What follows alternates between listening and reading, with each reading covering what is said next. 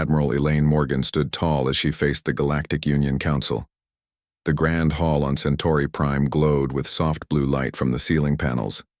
Thousands of alien representatives from across the galaxy filled the chamber. Humans were just one of many species here, but today, all eyes focused on them. Next to Admiral Morgan stood Ambassador Frank Kelly, his face calm despite the tension in the room. He adjusted his formal uniform and cleared his throat. The sound echoed through the silent chamber. "Distinguished representatives of the Galactic Union," Ambassador Kelly began, his voice steady. "For 50 years, humans have been loyal members of this alliance. We have shared our technology, fought in your wars, and helped build trade networks that benefit everyone." High Counselor Zarvek, the tall, blue-skinned leader of the Union, shifted in his seat. His 6 eyes blinked in sequence. A sign of impatience that humans had learned to recognize. "Yet here we stand," Kelly continued, "facing new restrictions on human expansion and technology development. You claim our innovation is destabilizing and our behavior unpredictable. I remind the Council that these same qualities saved us all from the Void Swarm 10 years ago." Murmurs spread through the chamber. Many aliens nodded, remembering how human ships had surprised the Void Swarm with unusual battle tactics that no logical species would have attempted. Those desperate moves had worked when nothing else did. Zarvek raised his hand, silencing the room. "Ambassador Kelly, no one denies that humans fought bravely. But your fortunate accidents do not change the facts. Human expansion threatens the stability of Union space. Your colonies appear too quickly. Your technology advances too rapidly. The Council has voted, and the decision is final." The large screen behind Zarvek displayed the new rules. Human colonies limited to current territories. No new faster-than-light drive research. Human ships to be inspected at all Union checkpoints. Human AI development to be supervised by Union officials. Admiral Morgan stepped forward. "May I address the Council?" Zarvek seemed surprised but nodded. Unlike Kelly, Morgan rarely spoke at these meetings. "For 3 hours I have listened to you debate our future without consulting us," Morgan said. Her voice was quiet but carried throughout the chamber. "During that time I have been in contact with Earth leadership and all human colonies." She paused, making eye contact with different alien representatives. Some looked away, uncomfortable. "Humanity has reached a unanimous decision," Morgan continued. "We withdraw from the Galactic Union, effective immediately." The chamber erupted in noise. Some aliens jumped to their feet, while others clicked or whistled in their native languages. Zarvek banged his ceremonial staff against the floor 3 times, calling for order. "This is an emotional outburst, not a reasoned choice," he said when the noise died down. "No species can survive alone in this galaxy. The trade networks, the defense pacts, the shared technology. You need these connections." Ambassador Kelly smiled slightly. "Perhaps you've misunderstood humans from the beginning, Counselor. We reached the stars on our own. We developed faster than light, travel independently. Before we met any of you, we survived and thrived. Your primitive ships barely made it beyond your solar system," said Counselor Drev, a reptilian representative from the Cygnus arm. "Without Union upgrades, you would still be crawling through space." "We learned quickly," Admiral Morgan replied, "and we'll continue to learn and adapt. But we'll do it on our terms, not as second-class members of your Union." Laughter came from the Proxima delegation. "Humans always think they are special. You'll come crawling back within a year when pirates attack your unprotected colonies." Morgan didn't react to the taunt. Instead, she removed her Union badge, the symbol of membership that all representatives wore, and placed it on the central table. Ambassador Kelly did the same. "We came to the stars hoping for partners," Morgan said, looking around the chamber one last time. "Instead, we found masters seeking servants. So be it. We managed alone before. We'll do so again. Good luck without us." The human delegation turned as one and walked toward the exit. Zarvek called after them. "This decision must be formally submitted. There are procedures, withdrawal periods, treaties to negotiate." Kelly looked back over his shoulder. "We just submitted our notice. As for the rest, we no longer recognize your authority over humans.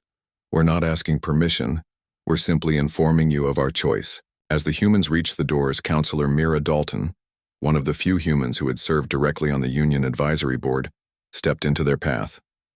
"Admiral, Ambassador, please." "This is a mistake," she said quietly. "We can negotiate better terms. The Union needs humans, even if they won't admit it." "Then they should have thought of that sooner," Morgan replied. "You're welcome to come with us, Counselor Dalton. All humans have a place on our ships." Dalton shook her head. "I'll stay. Someone needs to help them understand what they've done, and some of us still believe in the idea of the Union, even if the reality has disappointed us." Morgan nodded respectfully. "That's your choice. Safe journey, Counselor." The delegation continued through the doors. In the hallway beyond, hundreds of human staff members were already packing, preparing to leave Union headquarters forever. "How long before the evacuation is complete?" Kelly asked as they walked quickly toward the landing pads. "Captain Wright has already issued the orders," Morgan replied. Phase 1 began the moment the Council announced their decision. "Our military installations will be cleared within 48 hours. Civilian colonies will take longer, about 3 months, for total withdrawal." "And the phase shift technology?" Morgan's lips curved into a slight smile. "Dr. Patel reports it's ready for full deployment. Once we activate it, they won't be able to track our ships or find Earth again without our help." "They think we're bluffing," Kelly said, glancing back at the council chamber. Several alien representatives had followed them into the hallway, watching with expressions ranging from amusement to concern. "Let them think that," Morgan replied as they reached the landing pad where their shuttle waited. "By the time they realize we're serious, it will be too late." Outside, the twin suns of Centauri Prime were setting, casting long shadows across the spaceport. Human ships were already rising into the darkening sky, breaking formation with the Union fleet they had been part of for decades. "What happens now?" Kelly asked as they boarded their shuttle. Morgan looked out at the stars becoming visible in the evening sky. "Now we show the galaxy who humans really are, not by telling them but by letting them feel our absence. Sometimes you don't value something until it's gone." The shuttle doors closed, and the last official human representatives to the Galactic Union departed Centauri Prime, leaving confusion and disbelief in their wake.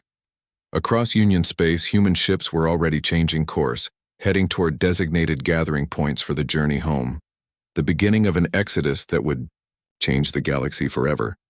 Captain Samuel Wright watched from the bridge of his ship as the last human transport lifted off from New Montana Colony. Clouds of dust rose from the landing field as families carried their final belongings aboard. 3 months had passed since humanity's withdrawal from the Galactic Union, and the exodus was nearly complete. "Status report," he called to his crew. Lieutenant Amy Harris looked up from her screen. "Colony evacuation is at 98%, sir. 2 more transports after this one and everyone will be clear." Samuel nodded. New Montana had been one of humanity's most successful colonies, with fertile land and valuable mineral deposits. Now it looked like a ghost town. Houses stood empty. Farm equipment sat abandoned in fields. Only essential personnel remained to oversee the final departure. "Any Union ships in the area?" Samuel asked. "Just the trading vessel at the edge of the system," Officer Ben Cooper replied. "They've been watching for 2 days but haven't approached." Samuel smiled slightly. The alien observers had become common at every evacuation site. At first, Union officials had dismissed the human withdrawal as temporary. A negotiating tactic, they said. No species would actually abandon the benefits of Union membership. Yet day by day, humans disappeared from Union space. Military outposts emptied first, followed by research stations and then civilian colonies. Each departure followed the same careful plan developed by Kyle Bennett, the civilian coordinator working with the military to ensure no one was left behind. Samuel's communicator beeped. "Captain, this is Dr. Olivia Patel. We're ready to activate the phase shift technology on your command." "Understood, Doctor. Stand by until the last transports are away." Dr. Patel had become famous among humans in the past months. Her team had perfected the phase shift technology that would hide Earth and all human settlements from Union detection. The technology shifted matter slightly out of sync with normal spacetime, making tracking impossible. It was precisely the kind of innovation that had frightened the Union Council. On the main screen, Samuel could see an alien ship approaching the colony. It was a small trading vessel with markings from the Rigel system. "They're hailing us, Captain," said Amy. "Put them through." The screen changed to show Zektora, a gray-skinned trader with 4 arms and wide eyes. Samuel had dealt with him before. Unlike many aliens, Zektora had always treated humans with respect. "Captain Wright," the trader said, "I hope I am not too late." "Too late for what, Zektora?" "To make final trades. My ship has luxury goods from 7 systems. I would exchange them for human coffee beans and wheat." The alien leaned closer to his camera. "The price of your products has increased 10 times since you began leaving. Smart traders are stockpiling human goods." Samuel wasn't surprised. While the Union's leaders pretended the human exodus was insignificant, markets told the true story. Human agricultural methods produced food that many species found delicious. Human medicines worked on multiple species. Human art and entertainment had spread throughout Union space. "I'm afraid you are too late," Samuel replied. "All civilian trade goods were shipped out last week." Zektora's skin paled slightly. "Perhaps some of your colonists might have personal items to trade. I could offer excellent value." "Everyone is leaving, Zektora. This colony will be empty by tomorrow." The alien's expression changed to something Samuel recognized as distress. "Captain, may I speak honestly? This withdrawal is causing problems throughout Union space. Many systems depended on human goods and technology." "The Union should have considered that before restricting us," Samuel said. "Most ordinary citizens did not support those restrictions. The Council acted without understanding the consequences." Zektora waved his upper arms in agitation. "Already there are food shortages on outer worlds that relied on human agricultural exports." Samuel felt a twinge of sympathy but pushed it aside.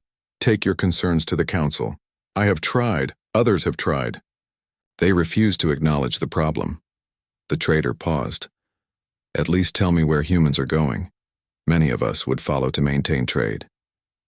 "That information is restricted," Samuel replied. "Safe travels, Zektora." He signaled for the communication to end. As the screen went dark, Kyle Bennett entered the bridge. The civilian coordinator looked tired after months of organizing the massive withdrawal. "Last family is boarding now, Captain," Kyle reported. "We're right on schedule." "Excellent work," Samuel said. "Any issues to report?" Kyle shook his head. "Just the usual. People sad to leave homes they built. Children asking why we can't stay." He looked out the viewport at the abandoned colony below. "Some colonial admin systems are already failing without maintenance. The automated farm systems will shut down within weeks." "That's by design," Samuel reminded him. "We're not leaving.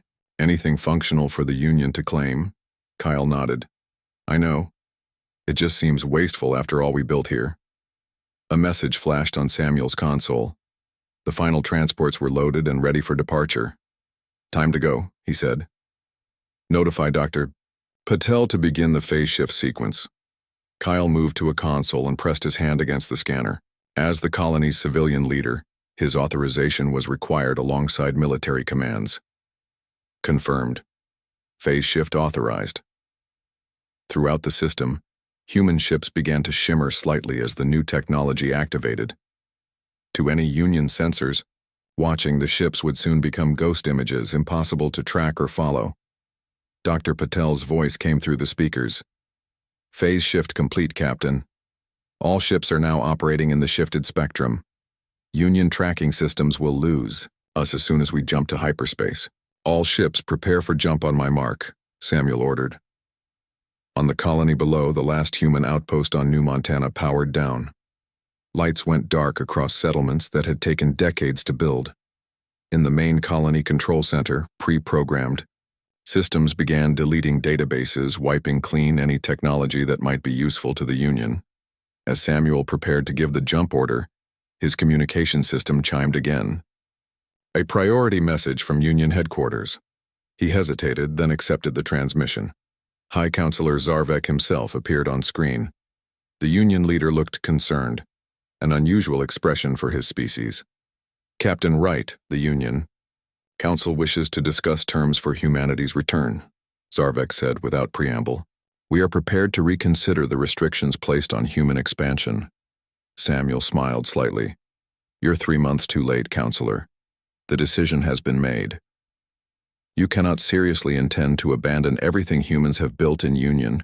Space, Zarvek said. Consider your colonies, your trade agreements, your position in galactic affairs. We have considered everything, Samuel replied. Humanity thanks you for your past cooperation, but we have chosen independence. Where will you go? Zarvek demanded. How will you defend yourselves against the dangers of the galaxy? That's no longer your concern. Samuel's finger hovered over the disconnect button. Goodbye, Counselor. The screen went dark. Samuel turned to the bridge crew, all watching him with determined expressions. All ships jump to hyperspace, he ordered. Above New Montana, 30 human vessels vanished into hyperspace simultaneously, leaving behind an empty colony and a concerned Union. As his ship accelerated beyond light speed, Samuel wondered if the Union would finally understand what they had lost. But it was too late for regrets now. Humanity had walked away, and the galaxy would soon feel their absence. 1 year had passed since humans left the Galactic Union. On the bustling Union space station Helios Prime, systems were failing. Emergency lights flashed in the main corridor as engineers worked frantically on control panels. Union Admiral Vincent Howard watched with growing frustration. He was one of the few humans who had chosen to stay behind. Now he regretted that choice daily. The life support stabilizers are failing again, Chief Engineer Grax reported. The small, green alien wiped sweat from his 4 eyes. We need the human maintenance codes. I've told you before, Admiral Howard said wearily. I don't have those codes. The departing human engineers changed them all before they left. Grax made a clicking sound of frustration. Without proper maintenance, this entire station will fail within months. This scene was repeating across Union space, human-designed. Systems were failing one by one. The aliens had taken human technology for granted, never bothering to truly understand how it worked. Now they were paying the price. Admiral Howard's communication device buzzed. A message from Union headquarters. Again. They called him multiple times each day now, desperately seeking solutions. Admiral Howard, the voice of High Counselor Zarvek, sounded strained. The central banking system has crashed. Billions of credits are inaccessible. Can you contact any of your former colleagues for assistance? Counselor, we've discussed this, Howard replied. I have no way to reach Earth or any human settlements. They activated the phase shift technology before leaving. They're completely hidden from Union detection. Silence followed. Howard could almost feel the alien leader's frustration through the communication link. The council is meeting in 1 hour, Zarvek finally said. Your presence is required. Howard sighed as the connection ended. These council meetings had become increasingly desperate. In the early months after the human departure, the Union had maintained a facade of normalcy. But as systems failed and trade networks collapsed, panic had set in. As he walked to the transport shuttle, Howard passed long lines of aliens waiting for food rations. Without human agricultural techniques, food production had plummeted across Union worlds. Hunger was becoming common on planets that had never experienced shortages before. The shuttle ride to Union headquarters was tense. Other passengers whispered and pointed at Howard. As one of the few humans still visible in Union space, he had become a symbol of all they had lost. Union headquarters itself showed signs of decay. Once gleaming hallways were dim, with only essential lighting functioning. The Grand Council chamber where humans had announced their departure was now crowded with angry representatives from across the galaxy. Counselor Mira Dalton met Howard at the entrance. Like him, she had chosen to remain, believing she could help bridge the gap between humans and the Union. Her face showed the strain of that failed mission. It's worse today, she warned him quietly. The void swarm has been detected at the outer boundaries.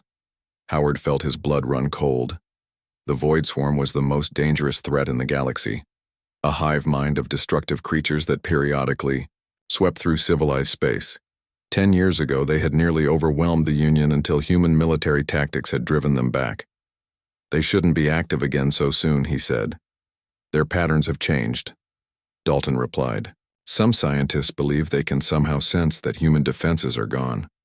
Inside the chamber, the council was already arguing loudly. Species that had peacefully cooperated for centuries now turned on each other in fear and blame. High Counselor, Zarvek called for order repeatedly, but the chaos continued until he slammed his ceremonial staff so hard it cracked against the floor. Enough, he shouted. This behavior solves nothing. The room finally quieted. All eyes turned to the central display, which showed sensor readings of void swarm movements near the Cygnus arm of the galaxy. The preliminary report from our science division confirms that the swarm is moving toward populated systems, Zarvek announced. Their estimated time of arrival is 4 months. Panic erupted again. Howard watched as the council, once so confident in their superiority over humans, now fell apart in fear. A tall reptilian alien named Eknar stepped forward. The chief Union scientist had been working frantically to reproduce human technology since the Exodus. My team has made progress reverse engineering human defense systems, Eknar reported. But we need more time. At least a year to develop functional replacements. We don't have a year, Counselor Dalton pointed out. We barely have months. Zarvek turned to Howard. Admiral, the time for pride is over. The Union formally requests Earth's assistance. We will revoke all restrictions placed on humans. We will grant any reasonable demands. Howard shook his head slowly. I've told you repeatedly, Counselor. I have no way to contact Earth or any human settlement. They cut all communication channels when they left. There must be someone who knows how to reach them, Zarvek insisted. Some emergency protocol. Before Howard could respond, the main doors opened. A Union security team entered, escorting a young human woman. Howard recognized her immediately. Lisa Watkins, who had worked in a minor diplomatic role before the Exodus. We found her on Proxima Delta, the security chief reported. She was using false identification, posing as a traitor. Howard and Dalton exchanged surprised glances. They had believed all other humans had departed. Lisa stood calmly despite being surrounded by guards. I'll save you the interrogation, she said. Yes, I'm human. Yes, I've been monitoring Union activities and reporting back to Earth. The council chamber erupted in questions and accusations. Spy. How many others are hidden among us? She must know how to contact Earth. Zarvek raised his hand for silence. If you have been in contact with Earth, then you can deliver our request for assistance. Lisa looked around the chamber slowly, taking in the desperation on every alien face. I can deliver a message, she said carefully, but I don't decide the response. Tell them we acknowledge our mistake, Zarvek said, his pride finally giving way to necessity. The restrictions on humanity were wrong. We offer full reinstatement to the Union, with expanded rights and autonomy. Lisa smiled slightly. Is that all? Counselor Dalton stepped forward.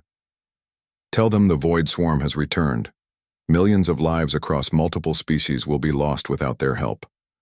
Whatever grievances exist between us, surely that matters. For a moment, Lisa's confident expression faltered. The swarm is back, are you certain? Howard nodded grimly.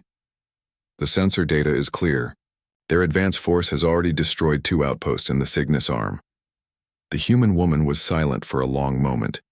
Then she reached into her pocket and removed a small device, unlike anything the Union engineers had ever seen. I need privacy to send this message, she said. You'll have it, Zarvek promised.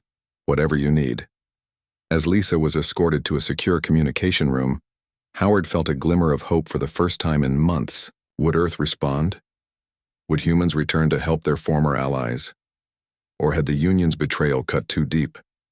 Throughout Union space, systems continued to fail as the shadow of the void swarm crept closer. The galaxy that had once dismissed humans as unpredictable and destabilizing now waited anxiously, hoping those same humans would return to save them all.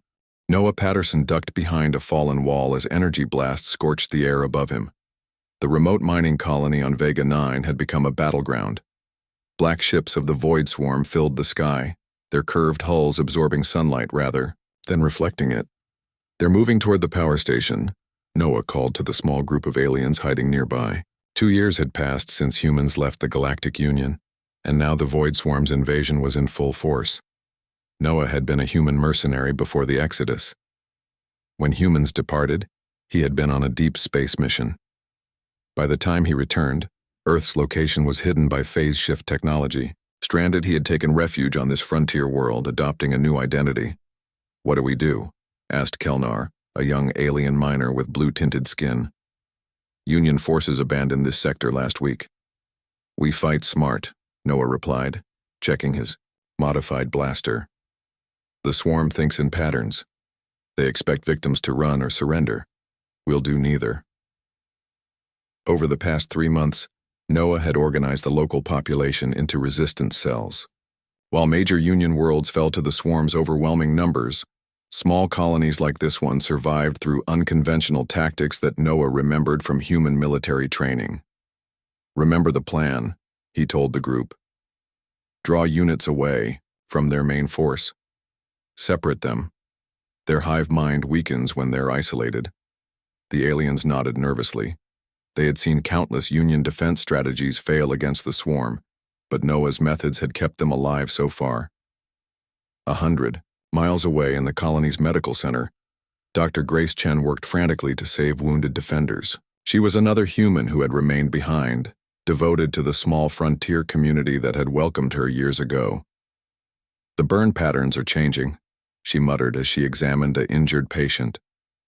The void creature's weapons were leaving, strange residue in the wounds, something she hadn't seen in previous attacks. Grace took samples and placed them in a portable analyzer. As a biologist, she had studied the Void Swarm extensively during the previous invasion. Her research suggested they might have biological vulnerabilities despite their seemingly mechanical appearance. The analyzer beeped. Grace studied the results with growing excitement. The new residue contained cellular structures that reacted to standard antibiotics. It was the first sign of biological components in swarm technology she had ever documented. "This could be it," she whispered. "A weakness we can exploit." Her communication device buzzed.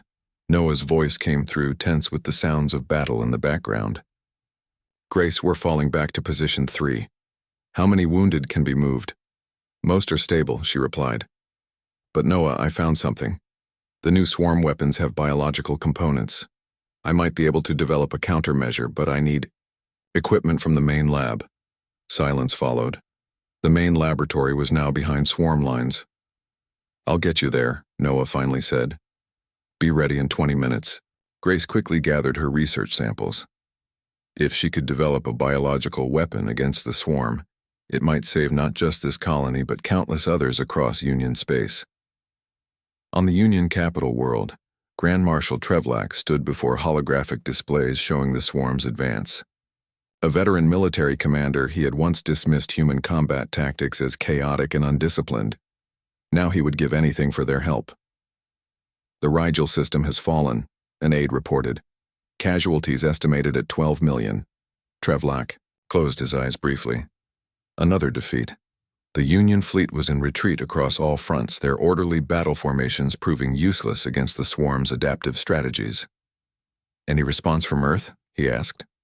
"Nothing, Grand Marshal. The diplomatic vessel we sent to the coordinates provided by Lisa Watkins never returned." Trevlak had opposed the restrictions placed on humans 2 years ago.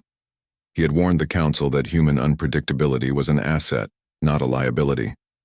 Now his worst fears were realized. "There are reports of successful resistance on some outer colonies," the aide continued. "Particularly on Vega 9. They've held out longer than any major Union world." "Vega 9? Trevlak frowned. "That's just a mining outpost. How are they surviving?" "Unknown, sir. Communication is limited, but rumors suggest some colonies are using unconventional tactics, Guerrilla strikes, traps, decoys. Human tactics, Trevlak said quietly. Find me any human veterans still in Union space. Anyone who served in their military. We need their knowledge. Back on Vega 9, Noah led a small team through maintenance tunnels beneath the colony. They moved silently, using hand signals instead of verbal communication to avoid detection by swarm sensors. Grace followed closely, her medical bag clutched to her chest. Inside were the samples that might hold the key to defeating the swarm. The lab is just ahead, Noah whispered. But there are at least 20 swarm units inside. We'll need a distraction. I have an idea, said Mila, a young alien engineer. The colony's old emergency systems run on a separate power grid. If I can activate them away from here, the swarm might redirect some forces to investigate. Noah nodded approval. Mila slipped away to access a control panel while the rest of the team waited in tense silence. Minutes later, alarms blared across the colony, far from their position. Lights flashed and automated messages began broadcasting. Through cracks in the ceiling, they could see numerous swarm ships moving toward the disturbance. Now, Noah ordered. The team emerged from the tunnels and raced toward the laboratory building.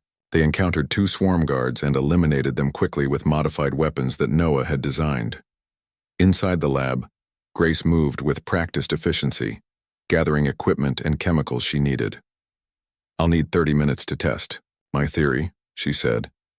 Make it 20, Noah replied, setting up defensive positions around the lab. That's all the time we have before they realize it's a diversion. As Grace worked, Noah's communication device activated with an unexpected signal. The screen showed Union military codes he hadn't seen in 2 years. This is Grand Marshal Trevlak of the Union Defense Force. We're receiving reports of successful resistance on Vega 9. Identify yourselves. Noah hesitated before responding. This is Noah Patterson, former Human Special Forces. We're holding out, but barely. Patterson. Trevlak's voice showed rare emotion. We need your tactical knowledge. The Union fleet is being decimated. Are there other humans with you? Dr. Grace Chen, xenobiologist. She's working on a potential biological weapon against the swarm. But we need more resources than we have here. Hold your position, Trevlak ordered. I'm dispatching a special extraction team to your coordinates. Your work could save what's left of the Union. Noah looked at Grace, who was too focused on her research to notice the communication. He wondered if any help would arrive in time. The swarm was closing in, and even his tactics couldn't hold them off forever. Through the laboratory windows, he could see more black ships descending from the sky. The Union was losing this war, just as humans had warned they would without proper preparation.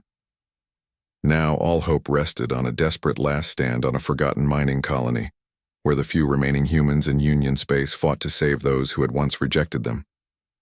Union President Lortek stared out the viewport of the last operational government building on the capital world.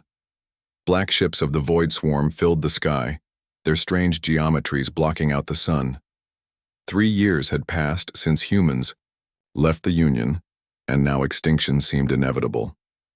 The evacuation ships are at 90% capacity, his aide reported. But we estimate only 1 in 4 citizens will escape before the swarm breaks through our final defenses. Lortek nodded grimly. As the newly appointed leader of the crumbling Union, he had inherited a losing war. Major worlds had fallen one by one. Billions were dead or missing. The once mighty Union fleet was reduced to a handful of battered ships. What about Dr. Chen's research? He asked. Grand Marshal Trevlak successfully extracted her from Vega 9, but the biological countermeasure is still theoretical. She needs more time and resources. Time was the one thing they didn't have. The swarm had surrounded the capital, methodically destroying outer defenses. Within hours, they would reach the city center. Suddenly, alarms blared throughout the building. The aide rushed to a console. Sir, multiple vessels are appearing at the edge of the system, he reported. Hundreds of them, unknown configuration. Lortek felt the last of his hope fade. Another swarm attack group? No, these are different. They're... The aide's voice trailed off as data filled his screen. Sir, they appear to be human ships. Before, Lortek could respond. Every screen in the command center activated simultaneously.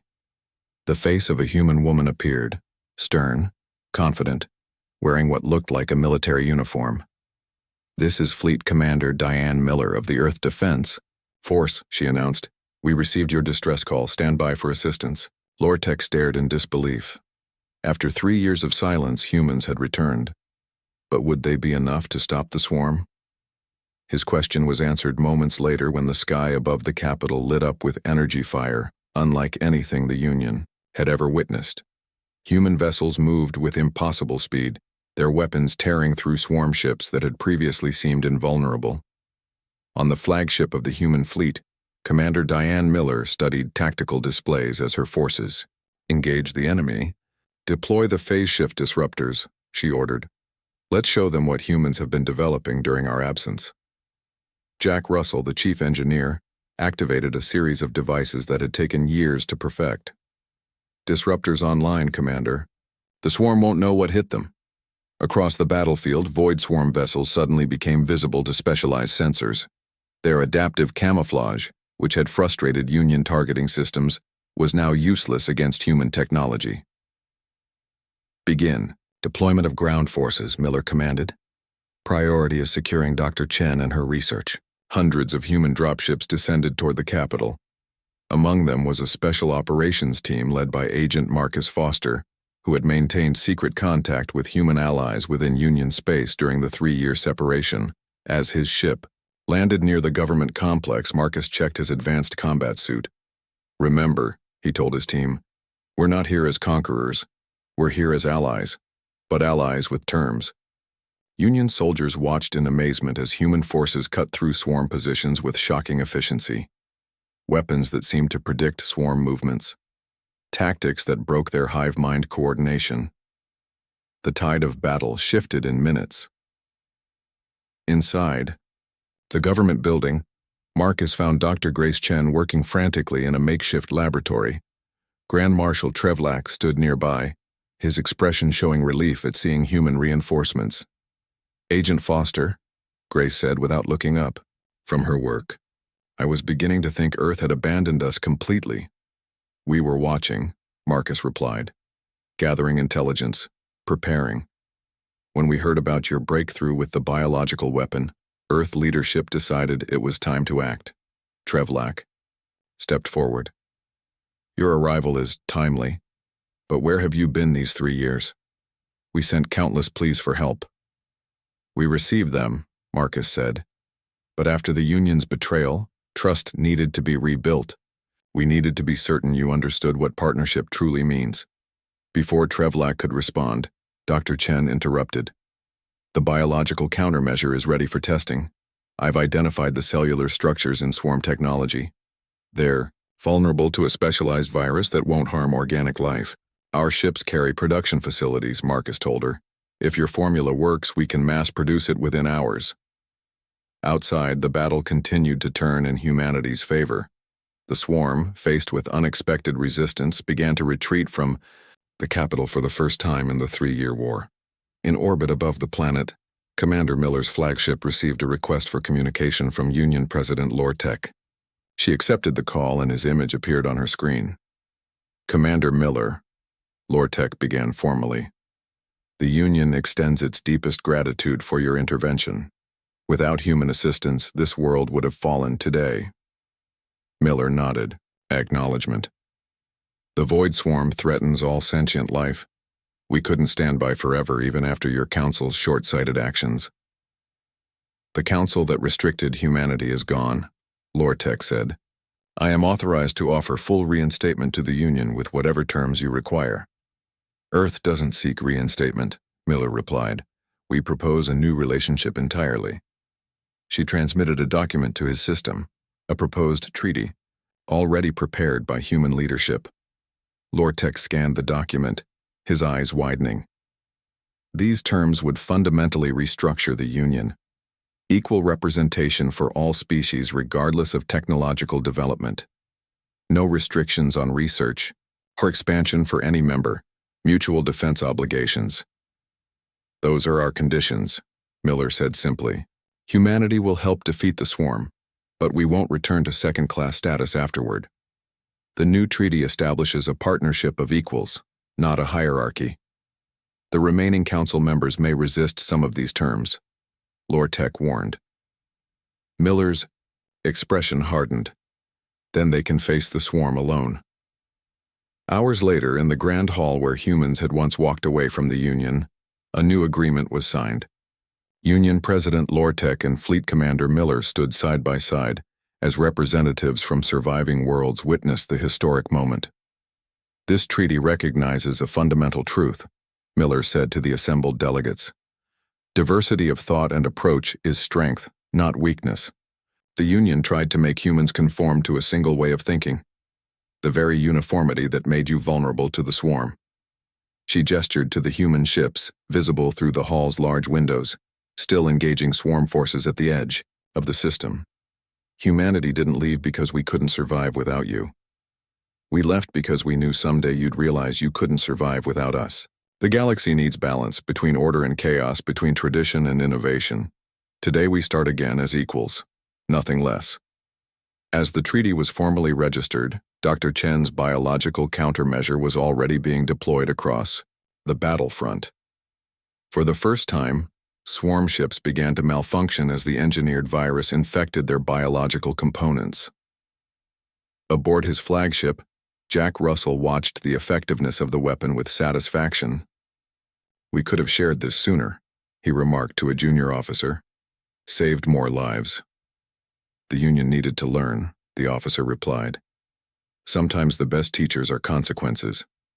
Across Union space, news of humanity's return spread rapidly. Resistance groups took heart. Occupied worlds began to fight back with renewed hope. The tide of war had turned not just at the capital, but throughout the galaxy. Humans had walked away when the Union rejected their unique strengths. Now they returned as saviors, but also as equals, having proven beyond doubt that diversity of approach was the greatest weapon against extinction. The galaxy had learned its lesson through bitter experience. In unity, there was strength, but only when that unity embraced difference rather than suppressed it.